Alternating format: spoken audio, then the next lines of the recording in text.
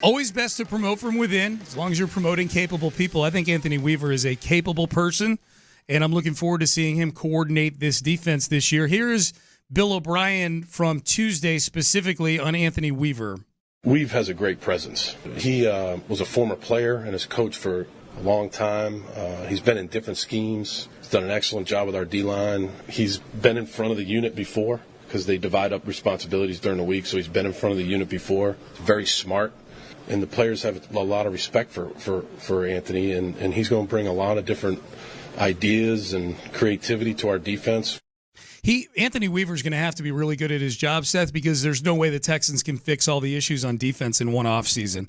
Not without a first-round pick and not with cap space. It's probably going to have to be used on a lot of other things. I don't know if I agree with that. I think you could fix a lot of their issues with just one really good cornerback. And that's what it comes down to in a lot of respects, because at the very least, even if you don't have great pass rushers, then you can blitz when you've got good defensive backs. I think they can get back to being a mediocre defense with a few tweaks and a few changes and some maybe improved play by Garyon Conley and Lonnie Johnson. Lonnie Johnson's a tall task, but some guys, I always remember the lesson of Kareem Jackson. Kareem Jackson looked like a flat-out bust his rookie year, and he came back, and over the next few years, and especially with Wade Phillips as his defensive coordinator, he became a really, really good cornerback. So I think what you would say is, or what I would say is, they can't fix that defense with scheme alone, because the scheme wasn't the issue. Romeo Crennel, whatever your issues with him are, he's had consistently really good defenses with the Texans.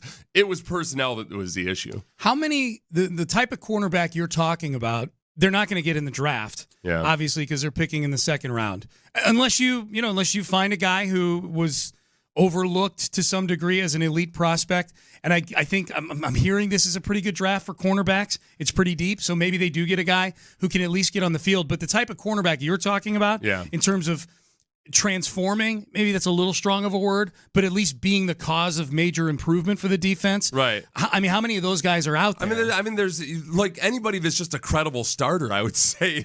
Byron Jones is the best out there, probably. Logan Ryan, I'm not crazy about. Trey Wayans, I'm not crazy about. Those guys are both free, but they're credible cornerbacks. That's what I'm trying to find out. Like, what's the level of guy that you're talking about? I would say those guys, which honestly aren't necessarily that far above Bradley Roby, So is Bradley Roby the guy that you're going to have? Eli Apple, is intriguing in some respects, but not anybody that you're going to come in. And I think it's going to have to be whether a re-signing of Bradley Roby and then maybe you bring in somebody like Brian Poole or Trey Wayans or Logan Ryan or one of these guys.